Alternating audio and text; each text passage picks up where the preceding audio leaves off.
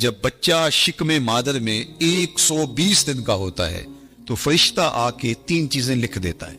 اس کا رزق بھی لکھ جاتا ہے، اس کی عمر بھی لکھ جاتا ہے، اس کا شقی و سعید ہونا بھی لکھ جاتا ہے. میرے والد گرامی رحمۃ اللہ تعالی علیہ جب میں شعور کی آنکھ کھولی تو مجھے بارہا کہتے تھے کہ رزق تو اللہ نے کتے کا بھی لکھا ہے، تم تو انسان ہو. تو رزق لکھا ہوا ہے. مجھے اور آپ کو جو بھی مل رہا ہے وہ اس لکھے سے نہ کم مل رہا ہے نہ زیادہ مل رہا ہے. وہ لکھا مقسوم رزق ہے، اس کے اندر کمی بیشی نہیں ہے. ہاں اگر ہم خیر کے اعمال کریں اس میں برکت ہوگی، وہ مبارک ہو جائے گا، لیکن وہ مقسوم لکھا ملے گا. اب اس کو حاصل کرنا کیسے ہے؟ چاہے حرام طریقے سے اختیار کر لے چاہے حلال طریقے سے اختیار کر لے. میں ایک سادہ مثال دیتا ہوں کہ اہل مجلس کی جانب سے آپ کے لیے کوئی سحری کا انتظام کیا ہوا ہوگا، تو بعد میں وہ آپ کو سحری دینا چاہیں تو ایک آدمی اپنی جگہ پہ وقار سے بیٹھا رہے تو ظاہر ہے انہوں نے تو جتنے لوگوں کا اندازہ تھا اس کے مطابق انتظام کیا، تو ان کا ذمہ دار آدمی آگے بڑھے گا اور عزت سے اس کے سامنے رکھ دے گا. اور ایک آدمی چھچورا ہو اور وہ آگے بڑھ کر کے وہ اس سے سحری چھین لے تو وہ بھی اس کو بھی مل گئی، لیکن اس کے چھچورے پن سے سب دیکھیں گے کہ یار اگر یہ بیٹھا رہتا تو وہ بیٹھا تھا، اس کے لیے بھی انہوں نے حصہ رکھا تھا اور اس کے لیے بھی تھا، تو یہ صبر نہ کر پایا، اس چھچورے پن کی وجہ سے اس پر ملامت ہوئی. یہ بات ذہن میں رکھیے کہ رب نے میرا اور آپ کا رزق لکھا ہوا ہے. الٹی چھلانے بھی لگائے تو اس سے زیادہ نہیں مل سکتا اور اس سے کم بھی نہیں مل سکتا.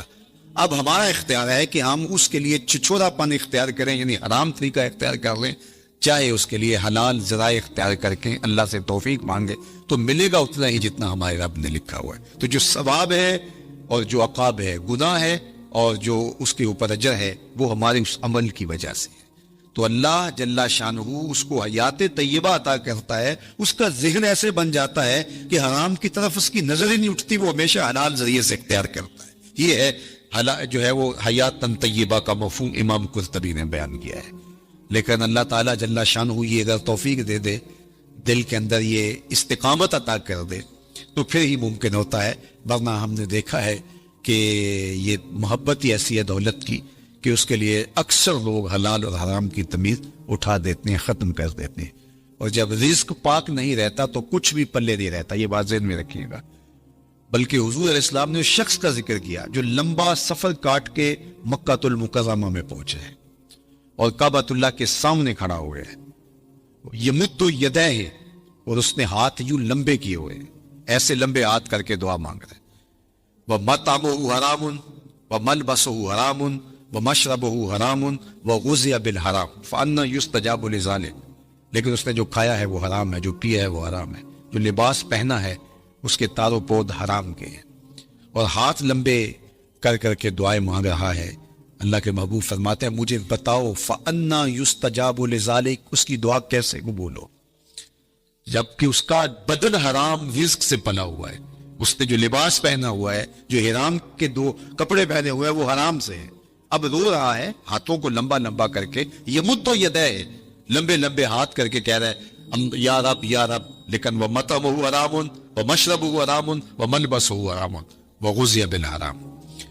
تو پھر بلکہ علماء نے یہ لکھا کہ اگر رزق پاک نہیں رہتا تو اپنی دعائیں تو قبول نہیں ہوتی، نیک لوگوں کی دعاؤں سے حصہ بھی نکال دیا جاتا ہے. جب اللہ کے نیک بندے پوری امت کے لیے دعا مانگتے ہیں تو امت میں یہ بھی شامل ہے، لیکن رزق ناپاک ہونے کی وجہ سے ان کی دعا کا جو اس کے لیے حصہ تھا نکال دیا گیا، ان کی دعا اس کے حق میں قبول نہیں ہوتی. تو حلال جو ہے وہ حیات طیبہ کا امام قرطبی نے دوسرا مفہوم بیان فرمایا کہ رزق حلال اللہ اس بندے کو نصیب فرماتا ہے. اللہ اکبر. تو اس کا ایک معنی، ایک مفہوم یہ بھی بیان فرمایا گیا کہ صبر کی توفیق، اور ایک مفہوم یہ بھی بیان فرمایا گیا استقامت علی الدین، دین کا پر استقامت اور دین پر چلنے کی توفیقات کا نصیب ہونا. بعض لوگوں کو توفیق خیر کی نصیب نہیں ہوتی اور وہ نیکی کا کام کرنا چاہیں بھی تو نہیں کر پاتے، اسما بھی نہیں اس طرح کے. چونکہ یہ جو ہمیں اچھائی کی، نیکی کی توفیق ملتی ہے یہ بھی اس کے کرم سے ملتی ہے. میری توفیق بھی تیرے کرم کا صدقہ، یہ قدم اٹھتے نہیں اٹھائے جاتے. تو بعض لوگ جو ہے وہ ان کی وہ کوشش بھی کر رہے ہوتے ہیں لیکن ان کی توفیقات ساتھ نہیں دے رہی ہوتی، اور پھر وہ دوبارہ پلٹ کے، میں نے بہت لوگوں کو دیکھا ہے کہ وہ ارادہ کرتے ہیں نہیں ہم اس طرح چلیں گے، ان کا دماغ یہ کہہ رہا ہوتا ہے کہ میں غلط چل رہا ہوں، مجھے صحیح چلنا چاہیے اور میں یوں چلوں گا، ارادہ بھی کرتے ہیں لیکن پھر پلٹ کے وہاں آ جاتے ہیں۔ تو اس کا کیا مطلب ہوا کہ توفیقات عزتی ان کے شامل حال نہیں ہے، ان سے برائی کے اسباب ان کے لیے کھلتے ہیں، نیکی کے، اچھائی کے، خیر کے اسباب ان کے لیے نہیں کھلتے۔ لیکن حیات طیبہ کا مفہوم یہ ہے جب کوئی بندہ اچھے اعمال کے ذریعے ایمان کی شرط کے ساتھ رب کو راضی کرنے میں لگ جائے تو اس کا پھر حیات طیبہ کا دنیا کے اوپر مفہوم یہ ہے کہ اللہ اس کے لیے نیکی کو مقسوم کر دیتا ہے، اس کے قدم ہی اچھائی کی طرف اٹھتے ہیں، برائی کی طرف وہ جاتا ہی نہیں ہے، اور یہ اس کے لیے خیر کا راستہ ہوتا ہے۔ میں اور آپ دیکھیں یہ حیات طیبہ جو اولیاء کی زندگی ہیں، یہ اللہ ہمیں بھی عطا کر سکتا ہے اگر ہماری طلب سچی ہو۔ جتنی محنت ہم دولت دنیا کے لیے کرتے ہیں اور جتنے گھنٹے اس کے لیے کام کرتے ہیں، جتنی دماغ سوزی ہم اس کے لیے کرتے ہیں، کیا ہم اس سے آدھی محنت بھی دین کے حصول کے لیے کی؟ اگر ہم نے اپنی محنت کی اور ہمیں نہیں ملا تو پھر ہمیں شکوہ ہونا چاہیے، ہم نے تو محنت ہی نہیں کی۔ ہم کہتے ہیں یہ دین ویسے ہی مفت میں ہمارے ہاتھ آ جائے، کوئی محنت کوئی مشقت نہ اٹھانی پڑے، جبکہ حصول زر کے لیے، حصول عزت کے لیے، دنیاوی مناسب کے لیے ہم کتنے پاپڑ بیلتے ہیں اور کیا کچھ نہیں کرتے۔ تو میں اور آپ دیکھیں کہ ہم نے اپنے آپ کو اچھائی کی راہوں میں ڈالنے کے لیے کیا عملی جد و جہد اور کوشش کی۔ اگر ہم نے کوشش کی تو میرا رب اس کوشش کے بدلے میں اگر سچی کوشش ہو تو ضائع نہیں ہونے دیتا۔ وَالَّذِينَ جَاهَدُوا فِينَا لَنَهْدِيَنَّهُمْ سُبُلَنَا، وہ لوگ جو اللہ کی راہ میں کوشش کرتے ہیں، اللہ فرماتا ہے میں ان کے لیے راستہ نہیں، راستے کھول دیتا ہوں، ایک راہ نہیں بلکہ سبلنا، ان کے لیے کئی راستے کھول دیتا ہوں، اور پھر ان کے لیے در کشادہ ہوتے چلے جاتے ہیں اور خیر کے دروازے کھلتے چلے جاتے ہیں۔ تو کسی کے لیے توفیقات الہیہ کا حاصل نہ ہونا اور خیر کے دروازوں کا نہ کھلنا اور شر کے دروازے ہی ان کے لیے کھلتے رہنا، تو یہ کسی شخص پر اللہ کا قہر و غضب ہے اور اللہ کی ناراضگی کی دلیل ہے۔ اس کو جو ہے وہ سارے کام کاج چھوڑ کے سچی توبہ کرنی چاہیے تاکہ اس کے لیے خیر کے در کشاتا ہوں، اچھائی کے در کشاتا ہوں۔ یہ دنیا، یہ زندگی، یہ کائنات جس میں ہم رہ رہے ہیں، یہ ہمارا مقصود نہیں ہے، یہ بات ذہن میں رکھیے گا۔ اللہ تعالیٰ جل شانہ نے مقصود اپنی رضا کو ہمارا بنایا ہے، اور ہم یہاں دنیا میں آئے ہی اسی لیے۔ یہ دنیا بوائی کا موسم ہے، آخرت کٹائی کا موسم ہے۔ بوائی کے موسم میں جو کسان مٹی سے مٹی ہو جاتا ہے، کٹائی کے موسم میں فصل وہی اٹھاتا ہے، اور بوائی کے موسم میں جس نے جو ہے وہ ہل چلایا نہیں اور بیج ڈالا نہیں، سہاگا دیا نہیں، جڑی بوٹیاں تلف نہیں کی اور پانی نہیں ڈالا، تو کٹائی کے موسم میں وہ فصل نہیں اٹھا سکے گا۔ دنیا کو آخرت کی کھیتی کہا گیا۔ خوش نصیب اس دنیا کو آخرت کے لیے گزارتے ہیں۔ دنیا تو گزر ہی جانی ہے، یہ روزے کا مہینہ ہے، تو جو روزہ نہیں رکھتا دن تو اس کا بھی گزر جاتا ہے، اور جو روزہ رکھ کے گزارتا دن اس کا بھی گزر جاتا ہے۔ حضرت داتا گنج بخش علی اجویری علیہ رحمہ کے شیخ ابو الفضل الختلی فرماتے ہیں دنیا یومن ولنا فیہا صومن، دنیا ایک دن ہے، ہم روزہ رکھ کے گزار رہے ہیں، گزر تو ہماری بھی جائے گی، اور جس نے عیش و عشرت میں گزاری گزر تو اس کی بھی جائے گی، لیکن آخرت کے مقابلے میں یہ دنیا ہے کتنی؟ اللہ اکبر، یہ ساری زندگی کتنی ہے؟ 60 سال 70 سال، یہی ٹوٹل زندگی ہے نا، آج تو یہی زندگی ہے، چلو 100 سال لگا لیجئے گا، اور آخرت کا ایک دن مقدارہ 50,000 سنہ، قرآن نے کہا کہ آخرت کے ایک دن 50,000 سال کے برابر ہوگا۔ 50 سال کے برابر نہیں، 100 سال کے برابر نہیں، 50,000 سال کے برابر ایک دن، اور یہ ساری زندگی 60 سال کی، اور اس میں بھی 8 گھنٹے روز سوئے تو تیسرا حصہ تو سو کے گزار دیا، تو اگر 60 سال زندگی ہے 20 سال تو گزر گئے، 20 سال سو کے گزارے، باقی 40 سال ہے، اس میں کوئی بچپن کی مدہوشیاں، کوئی بڑھاپے کے دھکے، روزانہ 1 گھنٹہ بھی واش روم میں گزارے 2 سال تو یہ بھی نکلتے ہیں۔ میرے ایک دوست نے مجھے حساب نکال کے دیا کہ 17 سال بچتے ہیں اگر 60 سال زندگی، چلو 25 سال لگا لیں، 30 سال لگا لیں۔ وہ قصاب کہتے ہیں یہ جو آپ کو جانور دے رہے ہیں نا، قربانی کے دن آ رہے ہیں آگے، تو وہ کہتے ہیں یہ جو آپ کو بیل دے رہے ہیں یہ ویسے 5 من کا ہے، لیکن صافی گوشت 3 من نکلے گا، 2 من انتڑیوں میں چلا جائے گا، وہ سر اور پاؤں میں چلا جائے گا، باقی صافی گوشت جو ہے وہ 3 من ہے۔ زندگی یوں تو 60 سال کی ہے، لیکن صافی زندگی 30 سال کی، 25 سال کی، 20 سال کی، یہ ہے زندگی۔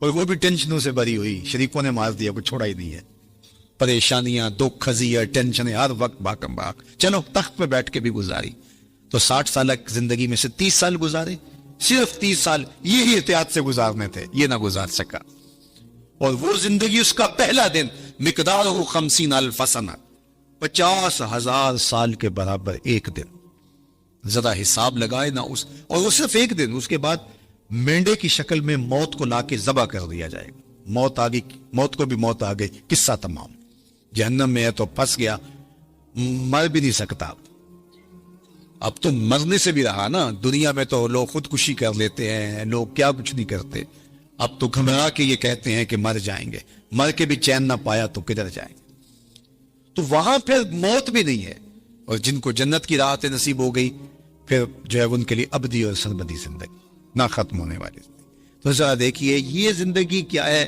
صحرا میں پڑے ہوئے ایک ذرے کے برابر بھی نہیں ہے، اور وہ زندگی نہ ختم ہونے والی، نقطہ انجام ہی نہیں۔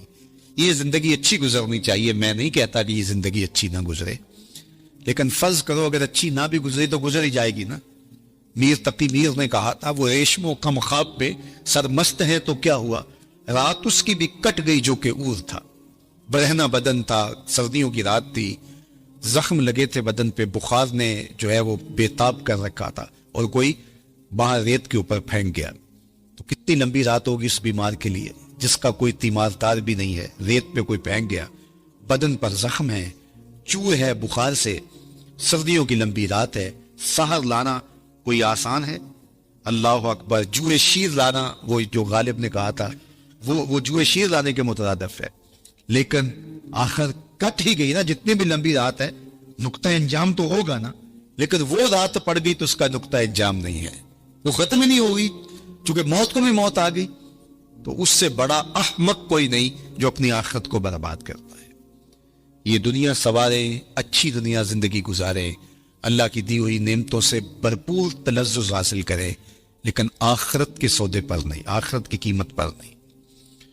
تو اللہ جل شانہ حیات طیبہ اپنے بندوں کو دیتا ہے کہ وہ اس زندگی کو آخرت کے لیے گزارتے ہیں، جہاں جتنا رہنا ہو وہاں اس حساب سے انتظام کیا جاتا ہے۔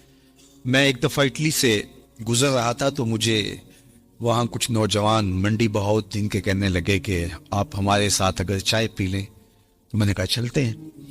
تو ان کے ہاں چائے پینے گیا تو وہ چھوٹا سا گھر تھا ان کا، اور جس میں کوئی تقریباً 20-25 نوجوان رہ رہے تھے، وہ جو ہے وہ انہوں نے چارپائیاں جوڑ کے یوں رکھی ہوئی تھیں اور اپنا کھانا بھی پکاتے تھے، تو میں حیرت زدہ ہوا اور میں نے کہا کہ آپ 20-25 سے چھوٹے سے گھر میں رہ رہے ہیں تو کوئی بڑا گھر لے لیں۔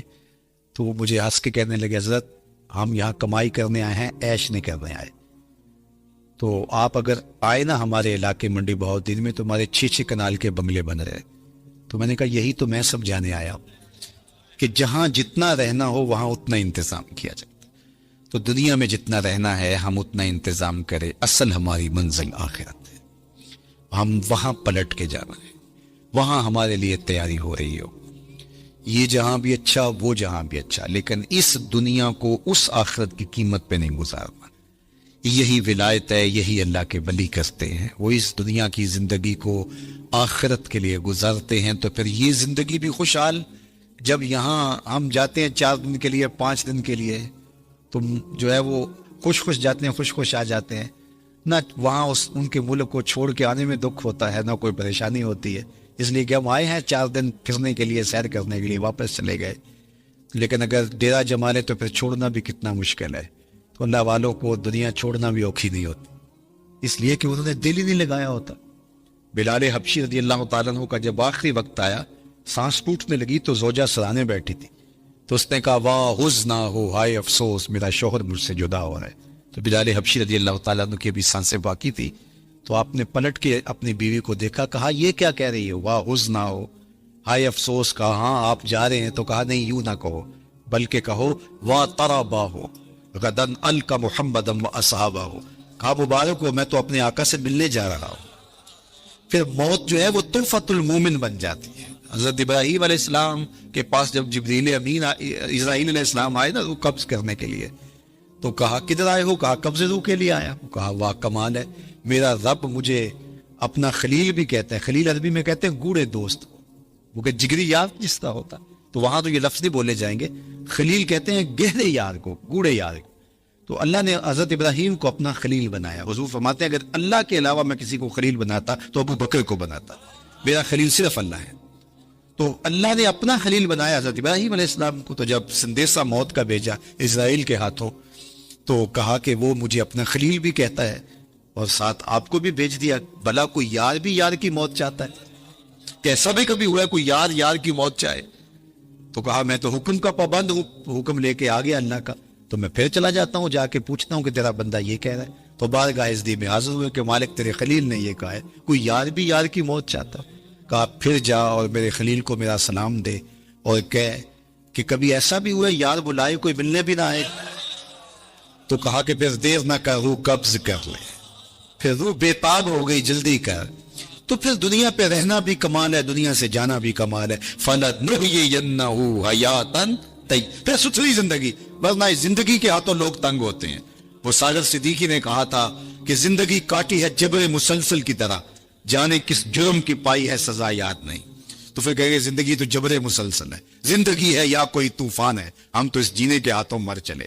پھر زندگی طوفان بن جائے گی، زندگی عذاب بن جائے گی، لیکن اس کے ہو جاؤ زندگی بھی اچھی، آخرت بھی اچھی، یہ جہاں بھی اچھا وہ جہاں بھی اچھا. ربنا آتنا فی الدنیا حسنۃ وفی الآخرۃ حسنۃ.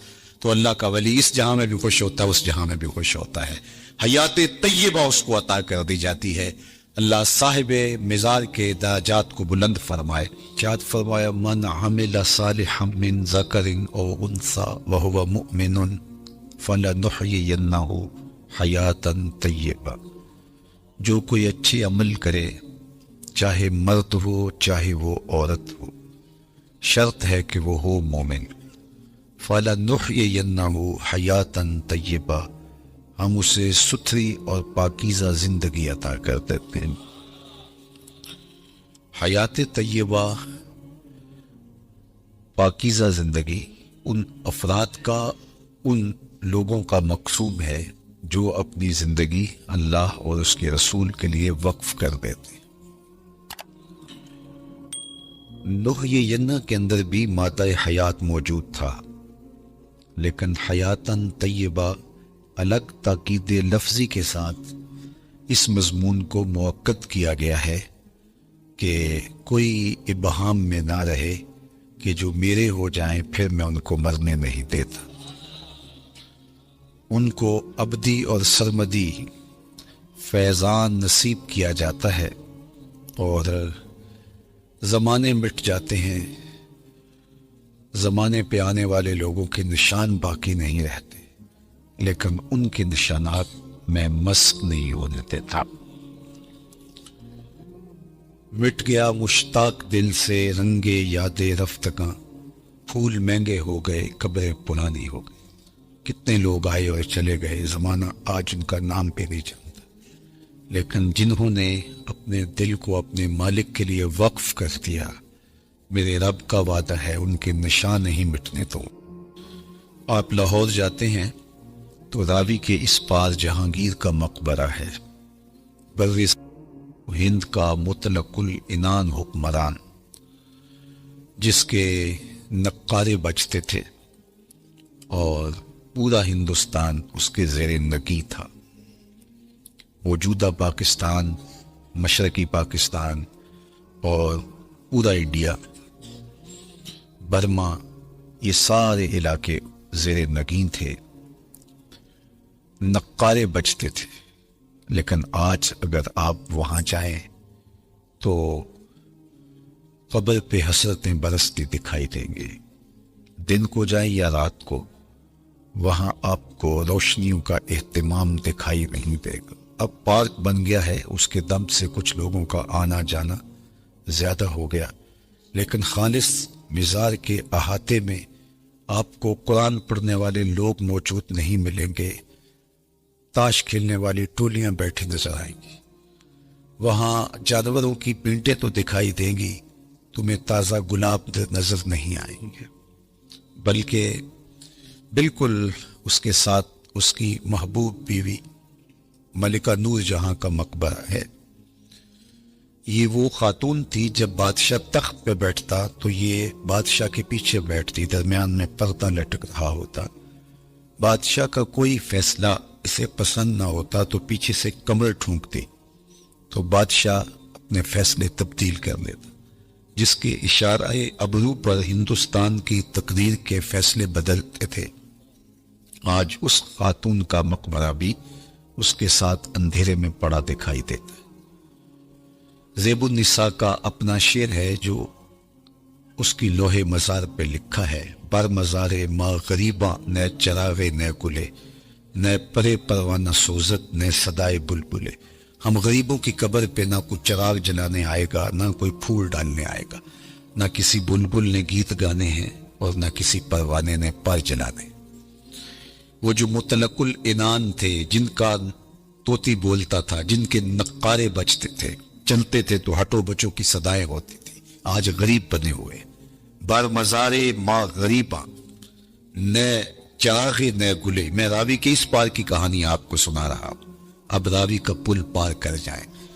ایک لوہے مزار ادھر بھی ہے، یہاں تو ہے بر مزارے ما غریباں نہ چراغے نہ گلے، اور وہاں لکھا ہے گنج بخش فیض عالم مظہر نور خدا، ناکساں را پیر کامل کاملاں را رہنما۔ یہاں تو دن کے اجالوں میں بھی آپ کو لوگ دکھائی نہیں دیتے، لیکن وہاں رات کے اندھیرے میں چلے جائیں یا دن کے اجالے میں چلے جائیں، چھٹی کے دن چلے جائیں یا ورکنگ ڈے میں چلے جائیں، عید کے دن چلے جائیں یا جس دن شہر میں کرفیو نافذ ہو چکا ہو اس دن چلے جائیں، وہاں ہجوم عاشقاں دکھائی دے۔ حتیٰ کہ حد ہو گئی کہ جب بدطینت لوگوں نے اپنی کارروائیوں کا رخ مزارات کی طرف کیا تو داتا گنج بخش علی حجویری علیہ رحمہ کے مزار پر بھی بم دھماکہ ہوا اور ساری رات لاشیں اٹھائی جاتی رہی، لیکن جب صبح کا وقت آیا تو ساری مسجد نمازیوں سے بھری ہوئی تھی۔ یہ میرے رب کا عہد ہے، میرے رب کا وعدہ ہے، فَلَنُحْيِيَنَّهُ حَيَاتًا طَيِّبَةً، ہم انہیں ستھری اور پاکیزہ زندگی دیتے۔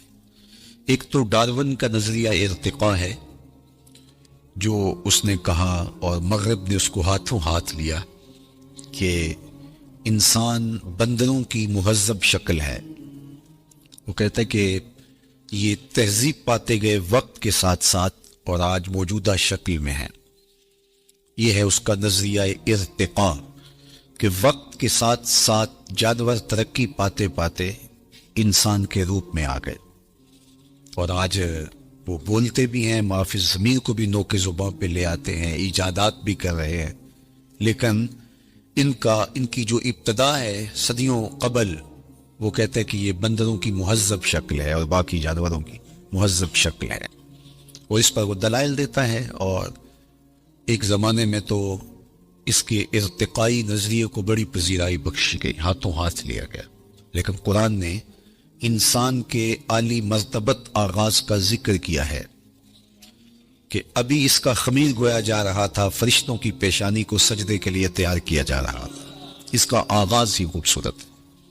ہم نے اس کو اپنی نیابت کا تاج دیا ہے، وَلَقَدْ كَرَّمْنَا بَنِي آدَمَ لَقَدْ خَلَقْنَا الْإِنسَانَ فِي أَحْسَنِ تَقْوِيمٍ، اس کو احسن تقویم میں پیدا کیا ہے۔ خیر، ایک تو ڈارون کا نظریہ ہے ارتقاء کا، لیکن ایک اقبال نے بھی نظریہ ارتقاء پیش کیا، وہ ڈارون کے نظریے سے ہٹ کے۔ والدہ مرحومہ جب انتقال کر گئی علامہ اقبال علیہ رحمہ کی، تو انہوں نے ایک طویل مرثیہ ان کی یاد میں لکھا جو آج بھی کلیات میں موجود ہے۔ اس کا عنوان ہے والدہ مرحومہ کی یاد میں۔ اس وقت وہ بیرون ملک تھے اور والدہ کی وفات کی خبر سنی تو بہت دکھی ہوئے، تو یہ طویل نظم ہے جو اقبال نے رقم کی۔ اقبال کی جو طویل چند نظمیں، ان میں سے ایک والدہ مرحومہ کی یاد میں، اس میں انہوں نے ماں کا ذکر کیا اور پھر کتنے دل گرفتہ انداز میں کہا، آہ وطن میں ہوگا اب کس کو میرا انتظار، آہ وطن میں ہوگا اب کس کو میرا انتظار، کون میرا خط نہ آنے سے رہے گا بے قرار، آرزو لے کر تیری خاک مرقد پہ آؤں گا، اب دعائے نیم شب میں کس کو میں یاد آؤں گا۔ کون پچھلے پہر اٹھ کے دعا کرے گا؟ ہر ایک سے کہنا پڑتا ہے نا میرے لیے دعا کریں، استاد سے بھی، مرشد سے بھی، دوست سے بھی۔ حاجی معتمر جا رہے ہیں تو ان سے بھی کہنا پڑتا ہے جناب جا رہے ہو وہاں دعاؤں میں یاد رکھنا، لیکن کبھی ماں کو بھی کہنا پڑا ہے کہ اپنی دعاؤں میں یاد رکھنا۔ اور ماں کے جب ہاتھ اٹھ جائے تو اللہ خالی نہیں موڑتا، اور یہ لازمی نہیں ہے کہ ماں رابعہ بصریہ ہو تو پھر ہی دعا قبول ہوتی ہے۔ اپلے تھاپتی ہوئی ماں گوبر سے بھرے ہوئے ہاتھ بھی اٹھا دے، اللہ انہیں بھی خالی نہیں موڑتا۔ ماں جب بولتی ہے تو اس کے لہجے میں جبریل بولتا ہے، ماں جب مسکراتی ہے تو لگتا ہے جنت کی ساری کلیاں کھل اٹھی۔ اللہ نے اس کے لہجے میں وہ درد، وہ درک، وہ محبت، وہ پیار رکھ دیا ہے۔ اللہ اکبر۔ عالی نصب ہوٹلوں میں کھانا کھانے میں وہ سرور کہاں جو چولہے پر بیٹھ کے ماں کے ہاتھوں سے پکی ہوئی چپاتیاں کھانے میں ملتا ہے۔ عالی جناب، حضرت صاحب، کیا کیا القاب دیے جاتے ہیں، لیکن ان لفظوں میں وہ لطف کہاں جو ماں کی زبان سے اوے ببلو اور اوے مٹھو میں رکھا ہوا ہے۔ اللہ اکبر۔ اونچی مسجدوں پر بیٹھنے وہ مزہ کیا جو ماں کے قدموں میں بیٹھنے میں نصیب ہوتا ہے۔ تو اقبال نے وہ طویل نظم لکھی اور اس نظم کے اندر ہی اقبال نے نظریہ ارتقاء کو بیان کیا۔ یہ مضمون لمبا ہو جائے گا اگر میں اس کو تفصیل سے عرض کروں تو اس میں اقبال نے جو ایک تو ڈارون کا نظریہ ہے ارتقاء کا کہ یہ مہذب شکل ہے بندروں کی اور دیگر جانوروں کی، لیکن اقبال نے جو نظریہ ارتقاء پیش کیا ہے وہ یہ ہے کہ ہر شے کی فطرت میں نمو کا جذبہ ہے، بڑھنے کا، آگے بڑھنے کا جذبہ ہے، اور وہ جذبہ ہی اس کی زندگی میں تحرک پیدا کیے رکھتا ہے۔ آگے بڑھنے کا جذبہ نہ ہو تو زندگی میں جمود طاری ہو جائے۔ کاروبار والے بھی آگے بڑھنا چاہتے ہیں، دین والے بھی آگے بڑھنا چاہتے ہیں، تو یہ انسانی زندگی کے اندر ایک جذبہ ہے نشو و نما کا، اور یہ ہر شے کے اندر اقبال کہتے ہیں۔ اور اس کی مثال وہ دیتے ہیں کہ ایک بیج کو آپ زمین کو پھاڑ کر اس کے اندر ڈالتے ہیں تو بیج اس حالت پہ مطمئن نہیں رہتا، جب اس کو نمی اور حرارت ملتی ہے تو وہ زمین کا کلیجہ چیر کر کے ایک تومپل کی شکل میں باہر آتا ہے۔ تو وہ پہلی صورت سے بہتر صورت ہے اس کی۔ یہ نشو و نما کا جذبہ تھا جس نے اس کو زمین سے باہر آنے کے لیے مجبور کیا۔ پھر اس کے بعد اس پہ بھی مطمئن نہیں ہوتا، کومپل سے شاخ بنتی ہے، شاخ سے تنا بنتا ہے، پھر پتے نکلتے ہیں، اس پہ بھی اطمینان نہیں، پتوں پر پھر کلیاں آتی ہیں، اس پہ بھی اطمینان نہیں، کلیوں سے پھول بنتے ہیں، اس پہ بھی اطمینان نہیں، نشو و نما کا جذبہ آگے بڑھنے کا، پھولوں سے پھر پھل بنتے ہیں۔ یہ اس درخت کا نقطۂ کمال ہے۔ اب جب اس نشو و نما کا جذبہ اس کی فطرت میں موجود ہے اور آگے وہ بڑھ نہیں سکتا، پھل سے آگے کدھر جائے، تو وہ پھل پک کے دوبارہ پھر بیج بنتا ہے، اور پھر دوبارہ تہے مزار آتا ہے، دوبارہ پھر جو ہے وہ زمین میں آتا ہے، اور زمین میں آ کے پہلے ایک تھا اب وہ باغ کی شکل میں نمودار ہوتا۔ تو یہ فطرت ہے۔ ہر شے میں اقبال نے مثال جو ہے وہ درخت سے دی۔ فطرت ہستی شہید آرزو رہتی نہ ہو، اگر آپ کی توجہ ہو، فطرت ہستی شہید آرزو رہتی نہ ہو، خوب تر پیکر کی اس کو جستجو رہتی نہ ہو، موت کو سمجھا ہے غافل اختتام زندگی، یہ ہے شام زندگی صبح توام زندگی، اور یہی ہے فَلَنُحْيِيَنَّهُ حَيَاتًا طیبہ۔ کہا جو میرے ہوتے ہیں پھر میں ان کو مٹنے نہیں دیتا، ان کو ایسی زندگی دیتا ہوں کہ جو قابل رشک ہوتی ہے۔ زمین پر چلنے والے بھی وہ اعزاز نہیں رکھتے جو قبروں کے اندر موجود رہنے والے اعزاز پاتے۔ اللہ اکبر۔ تو جو ان سے وابستہ ہو جائے، اللہ اس کی رسول سے وابستہ ہو جائے، ان کو پھر وہ مٹنے نہیں دیتا۔ ورنہ دنیا کے اوپر شہنشاہوں کے نام مٹ گئے۔ میں آپ سے پوچھوں، جس زمانے میں میرے حضور تشریف لائے تھے اس زمانے کے خاقان کا نام کیا تھا؟ تو شاید آپ معذرت کر لیں کہ ہمارا تاریخ کا مطالعہ تو ضرور ہے، لیکن اتنی گہرائی کہ ہم نام تک یاد رکھیں یہ نہیں ہم بتا سکتے۔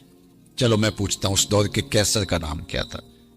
اس دور کی سپر طاقت تھی رومن امپائر، اس دور کی سپر طاقت تھی، اور اس کا حکمران تو کہا کہ نہیں جناب ہم اس دور کے کیسر کا نام نہیں جانتے، اس دور کے خاقان کا نام نہیں جانتے۔ چلو میں نے پوچھ لیا، اچھا اس دور کے کسرا کا نام کیا تھا؟ دوسری سپر طاقت کسرا عراق تھی، اس کے شہنشاہ کا نام کیا تھا؟ تو آپ نے اس پہ بھی معذرت خواہانہ رویہ اختیار کیا، اور آپ کے چہرے بتا رہے ہیں کہ جناب ہم نہیں جانتے ہیں۔ جس دور میں میرے حضور آئے اس دور کی 2 سپر طاقتوں کے حکمرانوں کے نام میں اور آپ نہیں جانتے۔ بہت کم لوگ ہیں۔ کیسر روم کا نام، کسرا ایران کا نام، خاقان کا نام، اور اس دور کے بڑے بڑے لوگوں کا نام آپ نے کہا جناب ہم نہیں جانتے۔ اچھا، میں نے پوچھا اس مجلس میں ڈھونڈ کے جو سب سے کم عمر کا بچہ تھا کہ میرے حضور کے مؤذن کا نام کیا تھا، تو اس نے سر اٹھا کے کہا بلال حبشی۔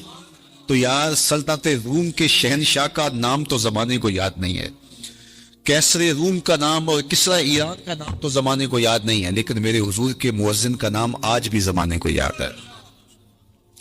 اللہ اکبر۔ میں ساری دنیا تو نہیں گھوما، لیکن آدھی کے قریب تو دنیا میں نے دیکھی ہے۔ جس ملک میں بھی گیا ہوں بلال حبشی کے نام کی مسجد ضرور دیکھی ہے۔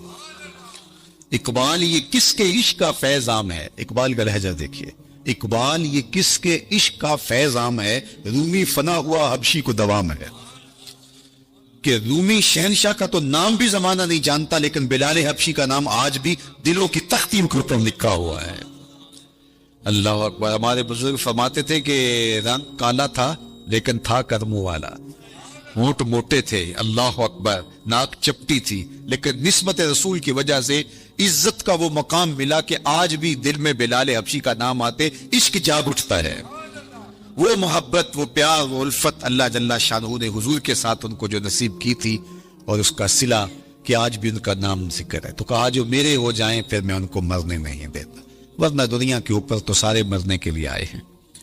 شہنشاہ، کج کلا، بادشاہ، شاعر، ادیب، فلسفی، دانشور، کہاں آج زمانہ انہیں جانتا تک نہیں ہے۔ لیکن وہ لوگ جنہوں نے اپنی زندگیاں اللہ اس کے رسول کے نام وقف کی۔ دولت انسان کو نافانی نہیں کرتی، اقتدار سے انسان کا نام باقی نہیں رہتا۔ بڑے اقتدار والے آئے اور زمانہ ان کو بھول گیا۔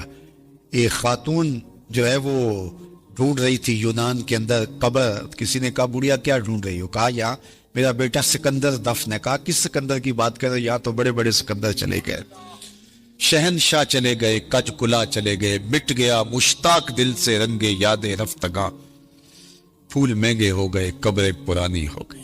اور میاں صاحب کہتے جنہ باجو اسی پل نہیں سجی دے، شکلیں یاد نہ رہی، سہ سہ جوڑ سنگت دے ڈٹھے، اوڑک وتھاں پئیاں، جنہ باجو ایک پل نہیں سجی دے، شکلیں یاد نہ رہی۔